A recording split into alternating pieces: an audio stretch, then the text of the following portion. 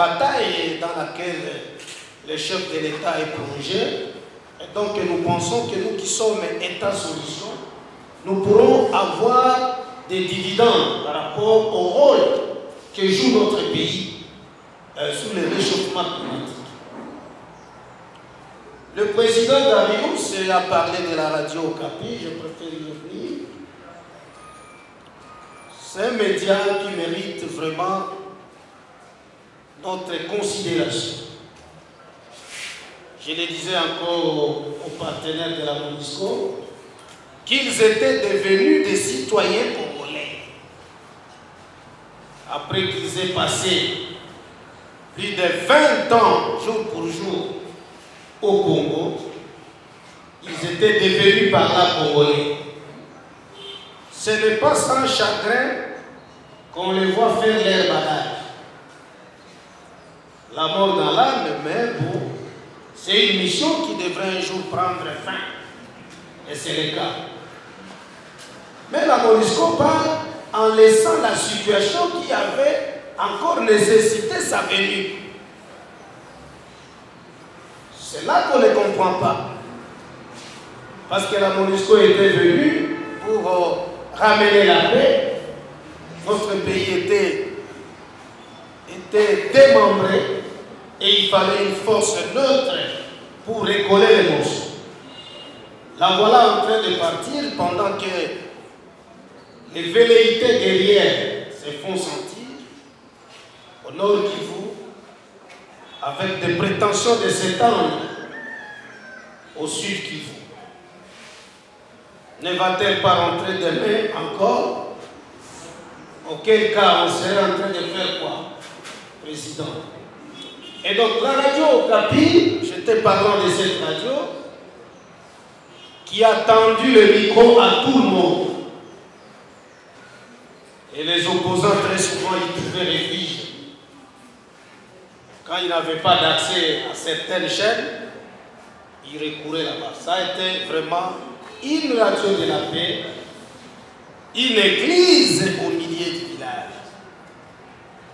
En tout cas, presque la seule qui a osé à 3/4 l'étendue de la République démocratique du Congo.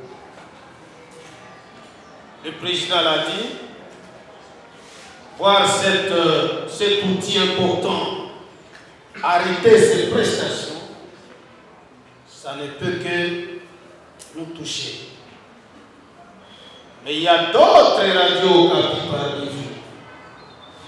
C'est ici l'occasion de vous interpeller. Je ne le dirai pas assez. Des radios qui ont pour promoteurs des politiques ont un faible à l'endroit des promoteurs de ces chaînes. Il y en a qui sont devenus des chantres de leurs patrons, n'accordant la parole qu'à ceux qui vont dans le sens de la volonté du Créateur de la radio. Je vous suis, je suis votre émanation, je le dis souvent. Je sais telle radio, telle chaîne, les propriétaires c'est tel. Et quand la radio penche de ce côté-là, on se dit bon. Remettant ici en cause l'indépendance, la neutralité qui aurait dû vous caractériser. Vous pouvez être une radio d'un politique et vous démarquer de ces politiques-là en faisant correctement votre travail. Voilà un peu, mesdames et messieurs de la presse, tout en saluant le travail des titans que vous abattez, nous voulons aussi vous voir améliorer les prestations. Par exagération, prenez ce que vous voulez, mais nous sommes conscients des niveaux de beaucoup de presse, des maisons de presse, beaucoup de médias ne sont pas capables de faire face aux charges qui leur incombent. Et l'autre fois, on lui disait qu'avant d'ouvrir une chaîne de radio, il faut faire l'étude de faisabilité. Savoir les charges face auxquelles on va se retrouver. Ce n'est que là qu'on peut se dire, bon, on est capable. Mais pour vous ouvrir d'abord, quand on vous amène les charges, vous commencez à dire que vous travaillez dans des conditions de précarité. Personne ne vous oblige de créer des radios. C'est un langage fort que je n'aimerais pas utiliser, mais est-il que c'est ça la vérité? Peut-être que demain vous n'aurez pas un ministre qui vous sera sympathique, comme je le suis, qui pourra sortir des griffes, et il y aura des problèmes, je les pressens. Quand on ferme une radio, on préjudicie les auditeurs qui sont desservis par cette radio-là. Le droit à l'information étant garanti par la Constitution du 18 février de la République démocratique du Congo. Nous avons de nouvelles autorités en province. Vous devez en profiter pour plaider afin que des allègements fiscaux vous soient accordés, afin que les informations publiques soient mises à votre disposition pour, à votre tour, les balancer au profit de tous les citoyens. On cache les budgets, on cache les salaires, on cache, c'est pas moi, tous les problèmes qui se passent dans des bureaux ici. Pourtant, ce ne sont pas des secrets.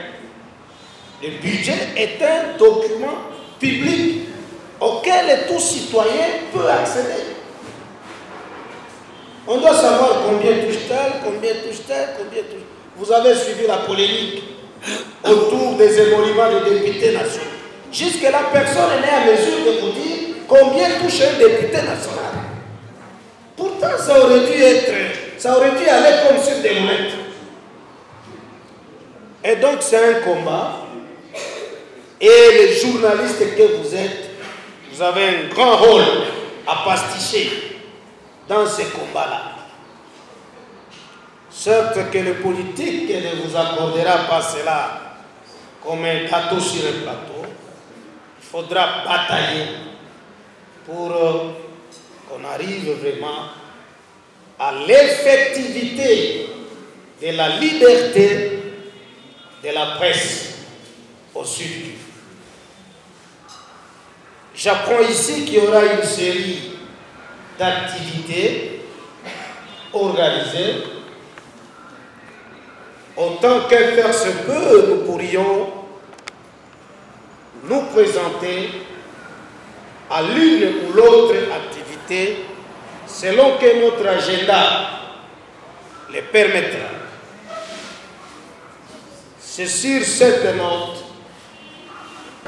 chers consoeurs, chers confrères, ce que je voulais vous dire en ce jour, nous allons juste lancer ce mois aujourd'hui et le rendez-vous sera pris pour le 17 mai. Et à ce moment-là, tout celui qui a été répertorié dans l'Assemblée générale passée, il a le droit d'être dans cette Assemblée générale que l'on va tenir et qui va se clôturer par la publication de l'ouvrage sur les états généraux de la presse au Sud Kivu. Cet ouvrage sera peut-être le point de départ de l'enseignement du journalisme au Sud Kivu. Quand on enseignera aux enfants, aux étudiants, c'est que le journalisme au Sud Kivu, on citera également cet ouvrage que nous allons publier. Parce que ce mandat, c'est un mandat de pragmatisme et comme je le disais tantôt, il faut que la différence soit toujours manifeste. Je dis et je vous remercie.